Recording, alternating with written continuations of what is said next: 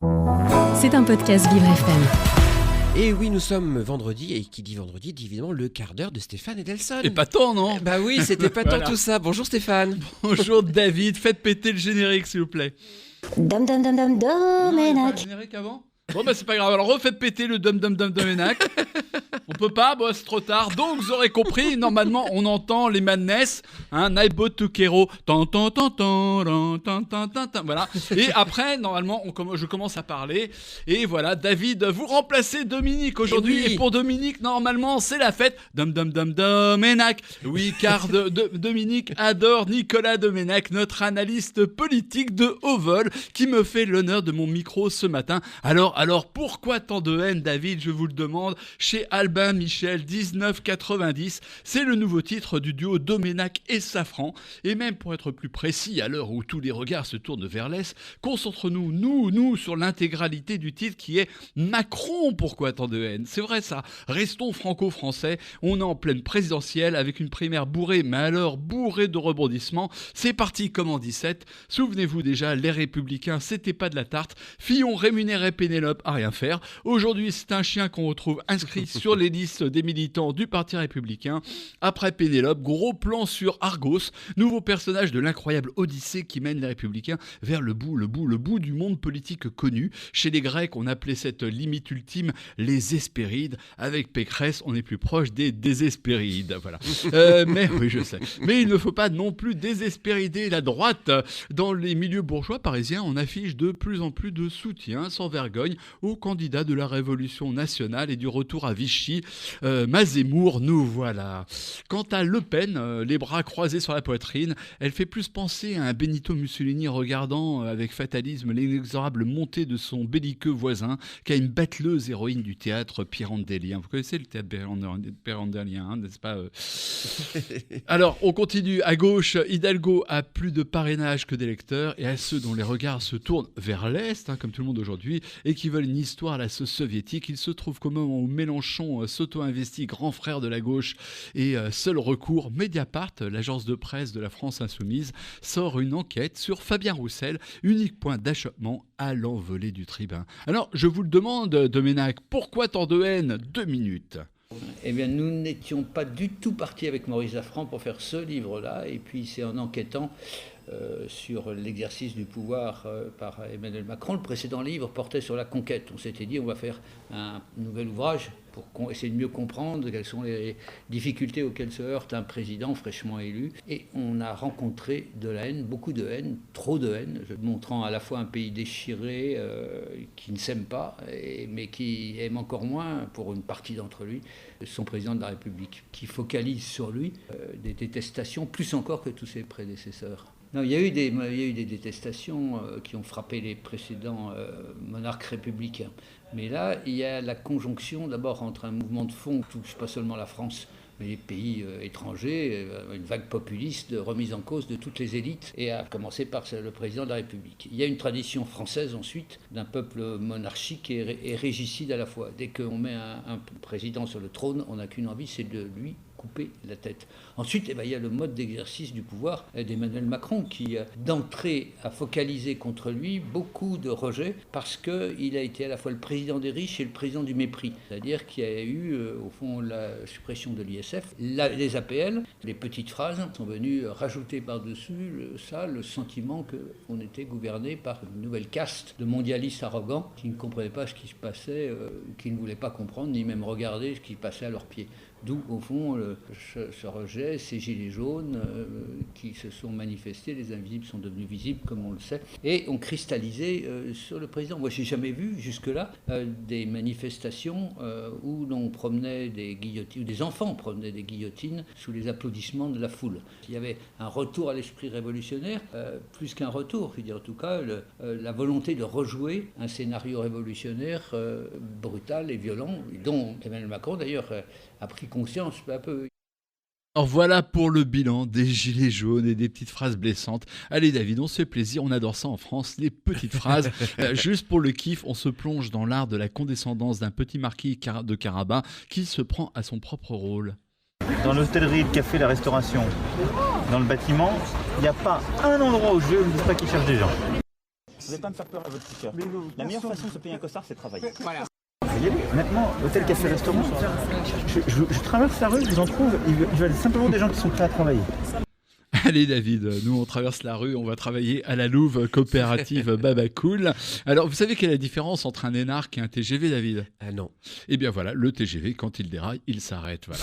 Mais n'allons pas trop vite, il semblerait que notre président, El Presidente, ait des regrets. Vraiment, est-il touché par cette haine ou reste-t-il indifférent au cri du peuple ? La réponse toujours avec Nicolas Domenach. Il a essayé à de nombreuses reprises de corriger ce qui avait été compris de sa métaphore sur les premiers de cordée, en disant que ce qui était important, c'était la cordée et non pas les premiers, mais surtout d'essayer c'était la solidarité. Donc il s'est efforcé de modifier tout ça. Il a dit qu'il regrettait, tout en ayant une façon de regretter qui montrait qu'au fond, c'était ses qualités qui faisaient qu'il parlait mal, c'est-à-dire qu'il était tellement entreprenant, qu'il voulait tellement changer les choses dans le bien général qu'il faisait des écarts, il se trompait. Et puis, il a essayé, au fond, de parler autrement à la France et aux Français, de montrer plus d'empathie, mais c'est difficile. Pourtant, il a médité. Nous, quand on l'a vu, on a prononcé le mot « haine », et il est parti pendant 2 heures, je veux dire, sans qu'on ait vraiment besoin beaucoup de le relancer, parce que ce sujet l'habite. Et ce qu'on a retenu en particulier, c'est cette déclaration qu'il nous dit j'ai appris qu'il ne fallait pas gouverner pour être aimé, qu'il fallait se résoudre à ça. Et il a même employé le mot de deuil. Et ça montrait à quel point, au fond, c'était difficile. Et ça, c'était assez honnête, parce qu'en général, ceux d'en haut ne disent pas que il gouverne pour être aimé, parce que c'est tabou, on ne dit pas ça. Mais n'empêche que c'est vrai. Moi, je n'ai pas connu un seul président de la République qui n'ait pas envie, au fond, qu'on l'adore, qui est vraiment des manifestations de gratitude envers lui. Or, la gratitude est le premier principe de base. C'est comme ça, un monarque, la première chose qu'il doit apprendre, c'est la gratitude des peuples. Eh oui, on est proche de l'esprit Charlie Hebdo, hein, David. C'est dur d'être aimé par des cons, mais l'inverse est aussi vrai. Bref, et la gauche progressiste dans tout ça, vous savez, le PS et compagnie, est-ce qu'elle va se rallier au président sortant ? Non, il a encore conservé des électeurs de gauche, notamment grâce au quoi qu'il en coûte. Hein. Ce changement qui n'était pas du tout dans les esprits des dirigeants en général et du sien en particulier. C'est un changement keynésien. Totalement, c'est un double salto arrière, mais qui a été effectué, il faut le reconnaître, hein, avec maestria. Autant on peut lui reprocher beaucoup de choses, autant quoi qu'il en coûte, une réussite extraordinaire. Ils n'ont pas fait les mêmes choses dans les autres pays ? Pas aussi vite, pas aussi largement, pas aussi fortement. En tout cas, des électeurs de gauche, si on veut comprendre pourquoi il y en a autant qui sont encore attachés à son succès, c'est là qu'on trouve la véritable raison. Mais effectivement, il en a perdu un certain nombre en raison au fond, de son double discours.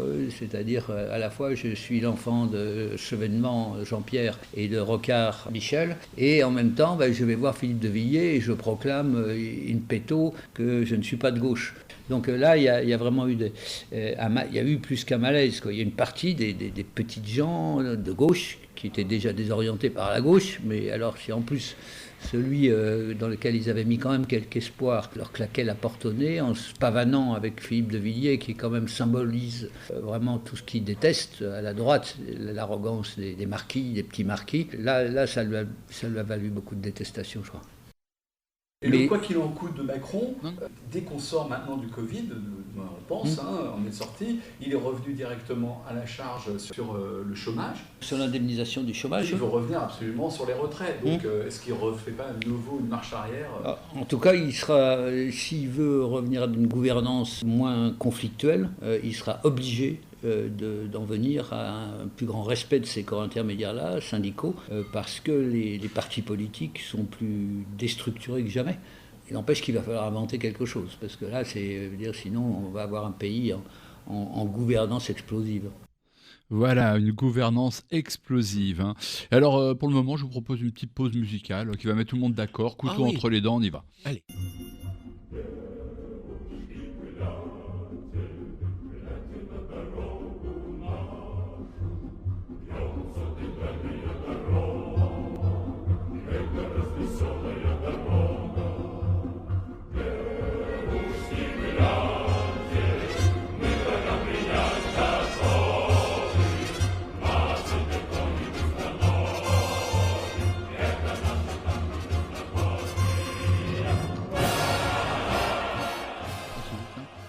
Non.